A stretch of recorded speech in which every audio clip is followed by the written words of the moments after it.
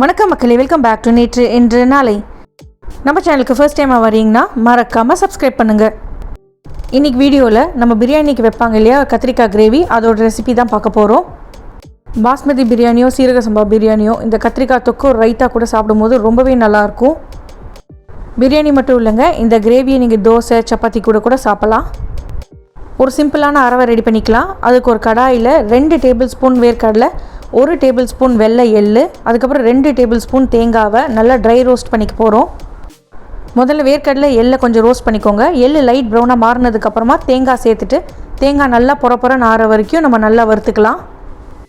தேங்காய் கொஞ்சம் ப்ரௌன் ஆகி கடாயில் ஒட்டாமல் அப்படி பொறன்னு வரும் இல்லையா, அப்போ அடுப்பை ஆஃப் பண்ணிவிட்டு ஆற விட்டுருங்க. ஆறுனதுக்கப்புறமா தண்ணி சேர்த்துட்டு நைஸாக அரைச்சிக்கலாம்.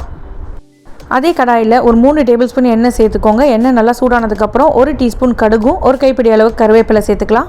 கடுகு நல்லா வெடிக்கட்டும், கருவேப்பிலை நல்லா பொரியட்டும். அடுத்ததாக ஒரு 6 கத்திரிக்காயை இதே எண்ணெயிலேயே நான் நல்லா வறுத்துக்க போகிறேன்.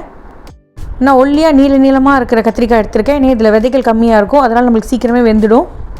கத்திரிக்காயும் நல்லா பூ மாதிரி ஸ்லிட் பண்ணியிருக்கேன். இந்த மாதிரி கட் பண்ணும்போது நம்மளுக்கு உள்ளெல்லாம் மசாலாவும் இறங்கும், சீக்கிரமும் வெந்துடும். கத்திரிக்காயில் கீழே லைட் ப்ரௌன் வர வரைக்கும் இந்த எண்ணெயில் நம்ம ரோஸ்ட் பண்ணிக்க போகிறோம். கத்திரிக்காய்க்கு தேவையான அளவுக்கு உப்பு சேர்த்துக்கலாம். கத்திரிக்காய் கலர் மாறினதுக்கப்புறம் அதை தனியாக ஒரு பிளேட்டில் எடுத்து வச்சுக்கலாம். தக்காளி வெங்காயம்லாம் வதங்கினதுக்கப்புறமா நம்ம இந்த கத்திரிக்காயை சேர்த்துட்டு வேக வச்சுக்க போகிறோம். இந்த பாக்கி இருக்கிற எண்ணெயை நம்ம ரீயூஸ் பண்ணிக்க போகிறோம். ஸோ கத்திரிக்காய் எடுத்ததுக்கப்புறமா அந்த பாக்கி இருக்கிற எண்ணெயில் ஒரு பெரிய சைஸ் வெங்காயத்தை நல்லா பொடியாக சாப் பண்ணிட்டு சேர்த்துக்கோங்க. வெங்காயம் இந்த எண்ணெயிலே நல்லா வதங்கட்டும், ஆனால் ப்ரௌன் ஆகணும்னு அவசியம் இல்லை. வெங்காயம் வதங்கினதுக்கப்புறமா இஞ்சி பூண்டை நல்லா தட்டிட்டு சேர்த்துக்க போகிறோம். நான் ஒரு 2 டீஸ்பூன் அளவுக்கு இஞ்சி பூண்டு சேர்த்துருக்கேன். நீங்கள் இஞ்சி பூண்டை தட்டி சேர்க்கறதுக்கு பதிலாக இஞ்சி பூண்டு விழுது கூட சேர்த்துக்கலாம். இஞ்சி பூண்டு விழுதோட பச்சை வாசனை போனதுக்கப்புறமா 2 தக்காளியை பொடியாக சாப் பண்ணிட்டு சேர்த்துக்கிறேன். தக்காளி நல்லா வெந்து சாஃப்டாகிற வரைக்கும் வதக்கிக்கலாம். தக்காளி வெந்ததுக்கப்புறமா ஒரு கரண்டி வச்சு நல்லா மசிச்சு விட்டுருங்க. உங்களுக்கு இது கிரேவி மாதிரி வேண்டான்னா நீங்கள் டைட்டாக தொக்கு மாதிரி கூட வச்சு சாப்பிட்லாம். அடுத்ததாக ட்ரை பவுடர்ஸில் ஆட் பண்ணிக்கலாம். ஒரு 1/2 டீஸ்பூன் அளவுக்கு மஞ்சள் பொடி சேர்த்துக்கலாம். காரத்துக்கு 1 டீஸ்பூன் அளவுக்கு சிவப்பு மிளகாய் பொடி சேர்த்துக்கிறேன். அதுக்கப்புறம் 1 டீஸ்பூன் அளவுக்கு தனியா பொடி சேர்த்துக்கலாம். கரம் மசாலாவை நான் இப்போ சேர்க்கல, அப்புறமா தான் சேர்க்க போகிறேன். இப்போ இந்த பொடிகள்லேருந்து பச்சை வாசனை போகிற வரைக்கும் நம்ம வதக்கிக்கலாம்.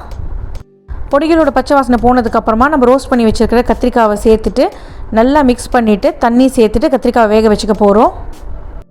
நம்ம ரோஸ்ட் பண்ணும்போதே ஒரு 25% கத்திரிக்காய் வெந்திருக்கும்.